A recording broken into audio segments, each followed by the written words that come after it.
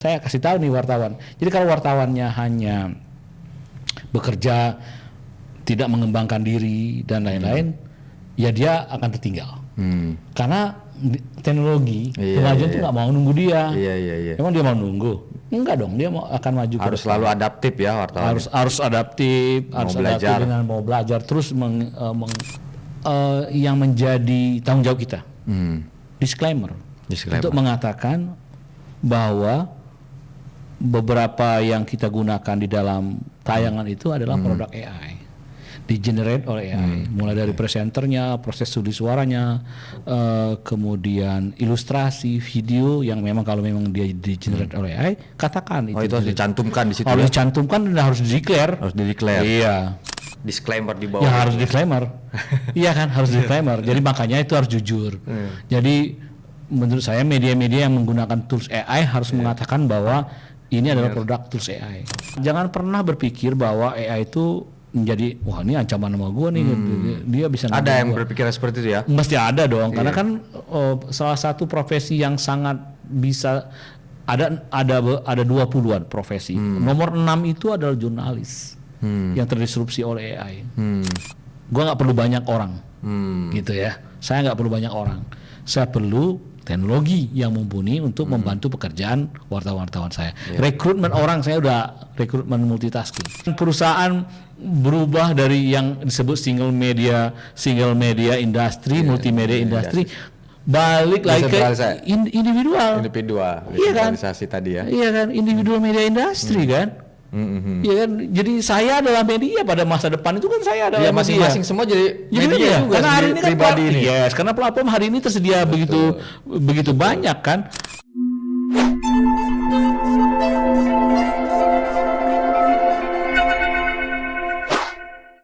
Selamat siang, jumpa lagi dengan kami LPD Circle. Siang ini kami kedatangan tamu yang sangat kompeten di dunia AI, Artificial Intelligence, Mas Apni Jayaputra. Selamat siang Mas Apni. Selamat siang. Apa kabar? Baik. Alhamdulillah baik. Kawan-kawan, Mas Apni Jayaputra ini beliau praktisi media digital, spesialis AI ya, bisa bilang gitu. Saya akan bacakan dulu kurikulum kitanya.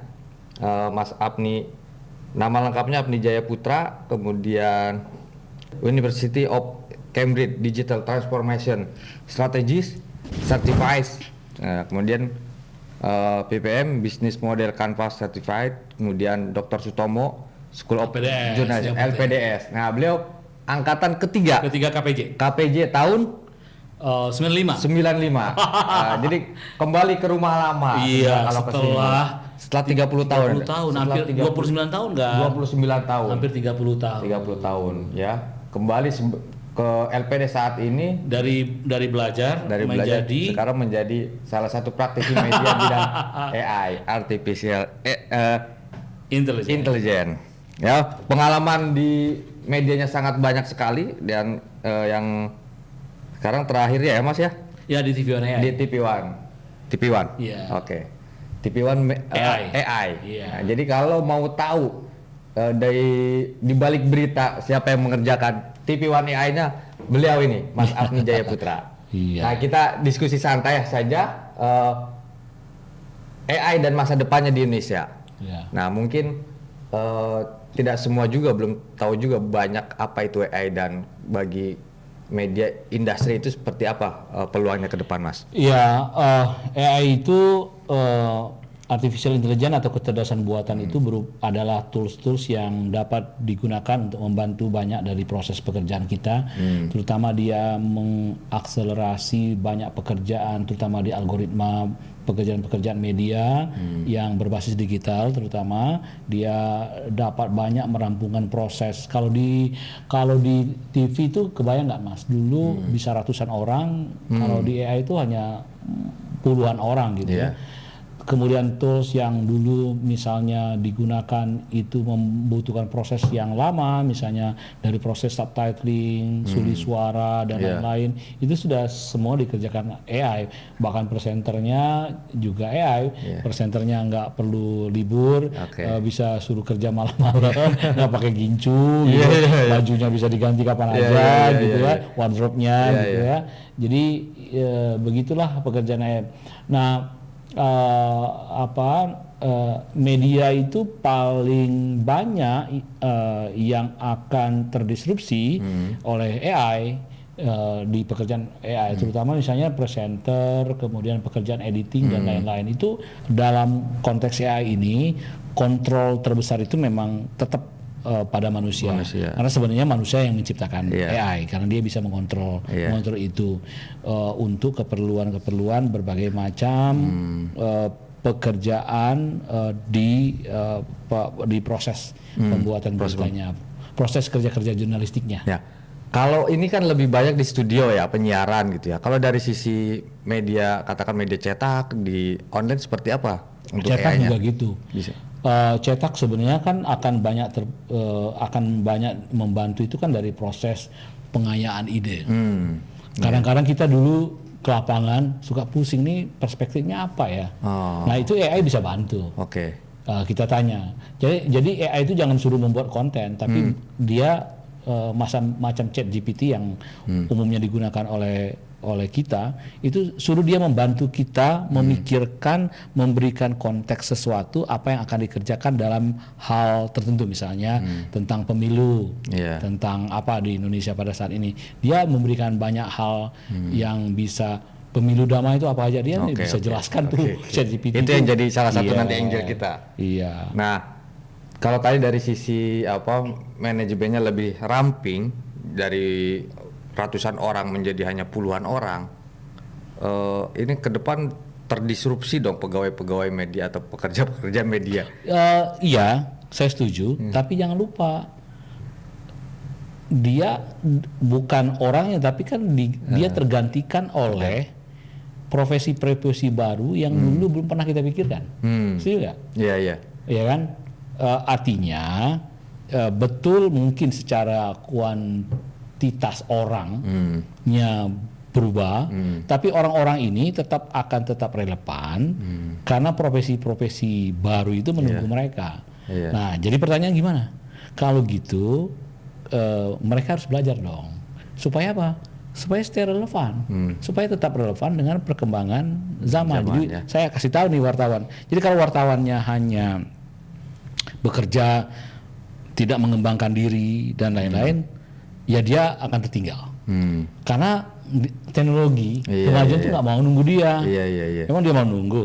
Enggak dong, dia akan maju. Harus selalu adaptif ya wartawan. Harus adaptif, harus belajar. Dengan mau belajar terus menjadi wartawan yang hanya memiliki kemampuan menulis saja nggak cukup. Ya kan dia juga harus pengetahuan di bidang audiovisual.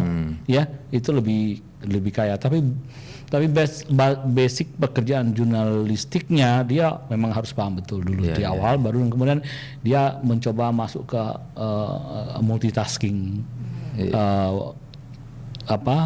pekerjaan wartawan yang lebih multitasking. Kalau dari sisi pengerjaan dari AI kemudian menjadi satu karya jurnalistik, supaya ini terhindar dari aspek etika misalnya atau aspek kesalahan jurnalistik, kira-kira apa yang harus dilakukan ketika kita akan memproduksi berita melalui AI? Ini AI itu sudah bisa menyentuh dari sisi presentasi, artinya studio, presenter, wardrobe, baju, beberapa ilustrasi konten baik statis maupun video, itu sudah bisa dilakukan oleh AI. Yang menjadi tanggung jawab kita, disclaimer untuk mengatakan bahwa beberapa yang kita gunakan di dalam tayangan itu adalah produk AI. di-generate oleh AI. Mulai dari presenternya, proses studi suaranya, kemudian ilustrasi, video yang memang kalau memang dia di-generate oleh AI, katakan Oh, itu harus dicantumkan di situ. harus Ya? dicantumkan dan harus di-declare. Harus di-declare. Iya. Jadi supaya masyarakat paham, pemirsa paham, audiens paham bahwa ini di-generate oleh AI dan ini yang dilakukan oleh manusia. Pekerjaannya itu sudah bisa sampai 80% lah dilakukan oleh AI. 80% itu maksudnya apa aja? Ya, 80% itu mulai dari apa proses editing dan lain-lain ya studio. Sampai nanti 20% itu memang sentuhan manusia. Misalnya saya masih berpikir bahwa sentuhan manusia menjadi penting karena untuk memberikan rasa terutama dalam naskah. Ya kan, walaupun misalnya AI juga bisa mengerjakannya, tetapi tetap harus di rewrite sesuai dengan kemampuan dan rasa kita sebagai penulis. Itu ada emosinya ya. Ada emosi, ada Tetap apa yang bisa kita. Bisa itu juga kita yang buat ya. Iya, kita yang buat juga. Oke, kalau ini kan mungkin kalau orang-orang baru atau yang baru lihat itu hampir dengan AI yang terbaru ini hampir nyaris tidak ada bedanya dengan presenter aslinya itu. Betul. Bagaimana itu membedakan kalau tidak ada disclaimer di bawah? Ya harus disclaimer. Iya kan, harus disclaimer. Jadi makanya itu harus jujur. Jadi menurut saya media-media yang menggunakan tools AI harus mengatakan bahwa ini adalah produk tools AI. Oke. Berarti itu harus diatur ya. Apa sekarang regulasinya belum ada ya seperti itu? Nggak ada regulasi. Yang ada adalah pedoman etik. Oke. Yang sudah dikeluarkan oleh Kominfo dan beberapa asosiasi, terutama yang saya tahu AMSI, itu sudah mengeluarkan pedoman etik. Karena gini, etik bisa lebih dulu untuk mengatur itu ketimbang regulasi pemerintah. Kalau regulasi diatur, regulasi dibuat, perbincangannya banyak, prosesnya lama, tiba-tiba teknologinya sudah berkembang sudah jauh lagi. Jadi kita ngatur etikanya. Aturan etika ini silakan. Menurut saya per asosiasi dan profesi. Ini kan perlu kesadaran sendiri kan? Iya, makanya tanpa kan kesadaran itu tidak akan keluar. Makanya model pers yang lebih awal terdisrupsi oleh AI itu misalnya sudah membuat pedoman etik sendiri. AMSI sudah membuat. Yang saya tahu AMSI ya. Walaupun masih bisa kita diskusikan, tetapi setidak-tidaknya dia sudah mengatur bagaimana cara menggunakan pedoman etik dari penggunaan AI.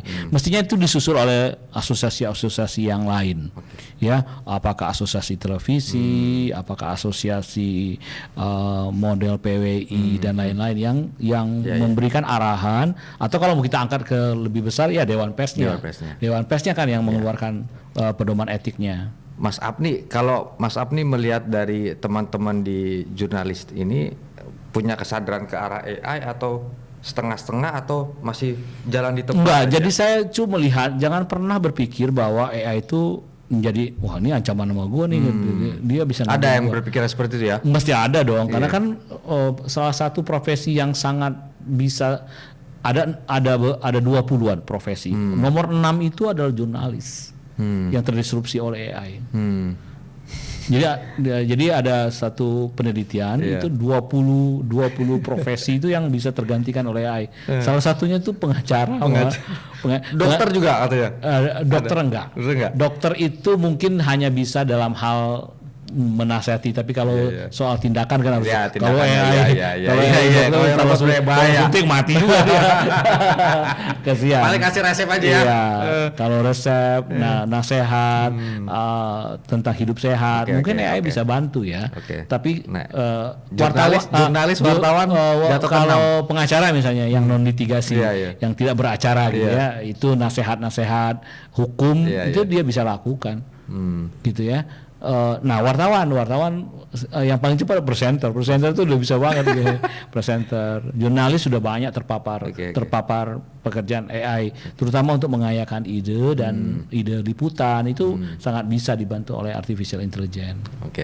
Kalau di Indonesia di bisnis digital atau bisnis medianya ada beberapa, sudah banyak atau masih? Enggak terlalu banyak sih. Saya lihat ada beberapa saja media yang sudah menggunakan AI. yang konsisten tuh TV One AI itu sudah cukup konsisten karena udah hampir setahun ya. Mereka ada yang mereka develop toolsnya sendiri, ada yang menggunakan beberapa tools yang open source ya, itu juga cukup banyak dilakukan. Media-media lain saya pikir mereka sudah mengembangkan dengan cara-cara mereka sendiri, baik di level predictive AI dan di generative AI gitu ya. Itu sudah setahu saya sudah banyak mereka lakukan. Sudah beberapa mereka lakukan. Kalau dari sisi bisnisnya bagaimana prospeknya, Mas? Gini, bisnis itu pasti akan nyesuaiin. Nah, akan banyak terjadi perubahan pada skala bisnis di newsroom. Kan kalau Anda men-setup newsroom hari ini akan berbeda dengan men-setup newsroom di katakanlah 10-20 tahun lalu yang padat orang. Padat modal. Padat karya. Lalu hari ini kita bicara tentang padat teknologi. Iya kan? Jadi intensitasnya itu ada di teknologi, sehingga manusia itu yang menggawangi. Artinya manusia tidak perlu banyak, tetapi teknologi yang padat, lebih intensif. Nah, jadi disitulah kemudian misalnya apa yang terjadi, overhead cost misalnya di biaya pegawai itu misalnya berkurang digantikan oleh biaya-biaya lisensi misalnya. Iya kan, itu yang akan naik. Biaya-biaya R&D dari tools AI itu akan naik. Di awal mungkin tinggi, tapi di running cost-nya dia akan lebih murah dan termanage. Yang paling terkenal tadi kan itu presenter ya. Wartawan berarti yang bekerja di media itu juga harus lebih multitasking lagi dia. Anak IT misalnya yang mengerjakan pengerjaan untuk AI itu juga harus mengerti dunia jurnalis dong, atau anak jurnalis juga mengerti coding gitu. Iya, nggak mesti juga sampai detail ngerti coding. Tapi setidak-tidaknya memahami dari proses yang dilakukan oleh mesin-mesin open source AI yang tersedia. Menarik misalnya melatih anak AI juga mengerti pekerjaan jurnalistik, atau anak yang mereka yang berbasis jurnalis mengerti juga proses di IT. Inti dari pekerjaan yang multitasking ini kan intinya adalah bahwa dia enggak selalu harus detail sama, tapi setidaknya bisa memahami pekerjaan mengerti saya juga saya juga bukan berbasis IT, tapi setidaknya saya ngerti bikin website.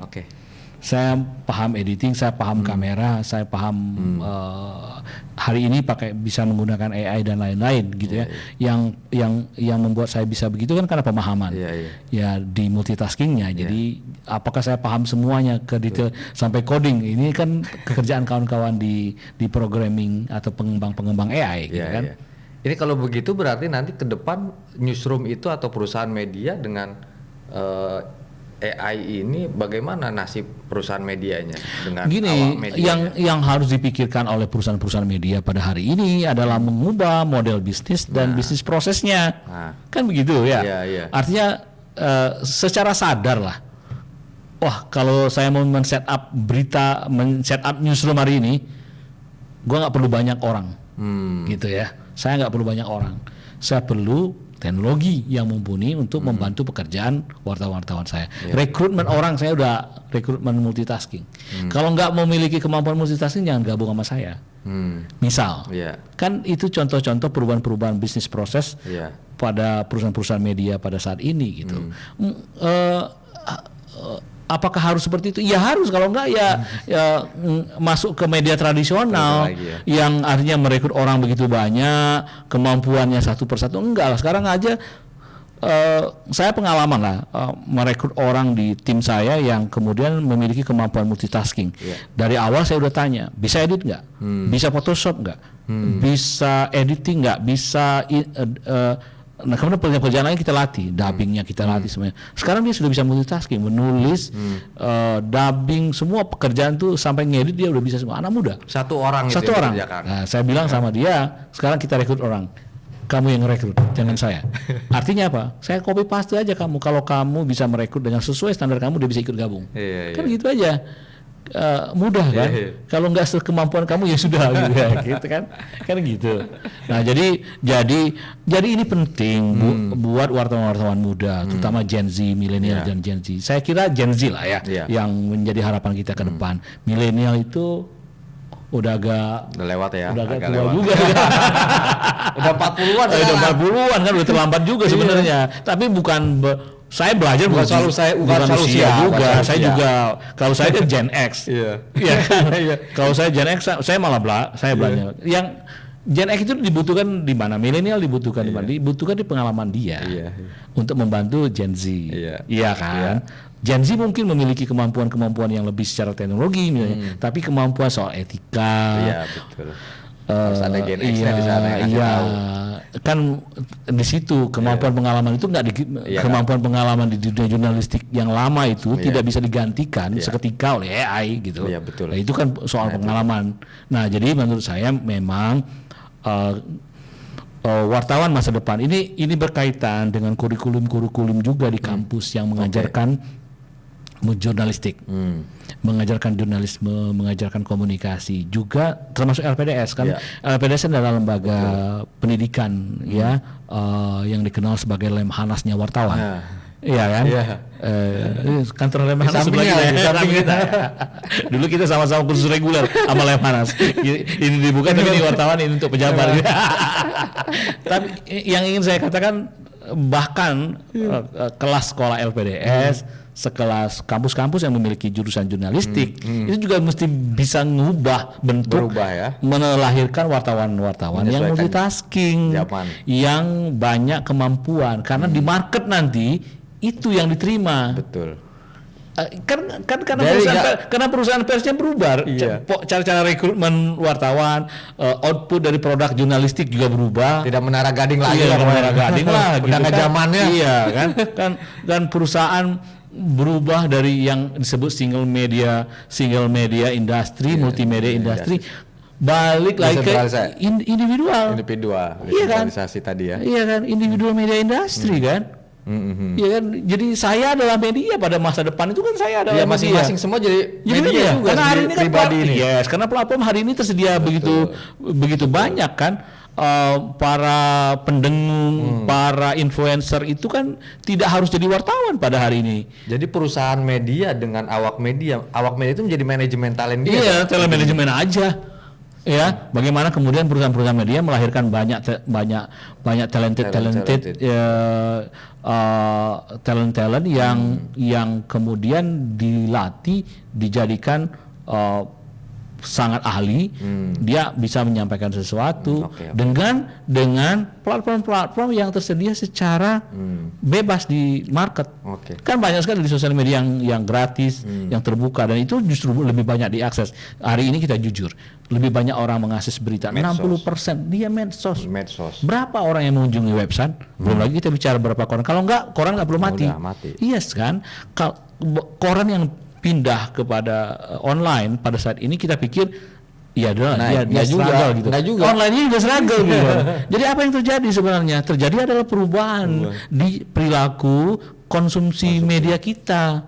Nah, ini yang harus dipahami baik oleh individual maupun oleh perusahaan pers. Individual wartawannya dan perusahaan medianya. Itu kuncinya, Mas. Saya kira menarik perbincangan kita. Kita lanjutkan pada episode depan, tapi saya ingin minta closing statement dari Mas Afni. Apa ya pesannya untuk teman-teman wartawan dan perusahaan media?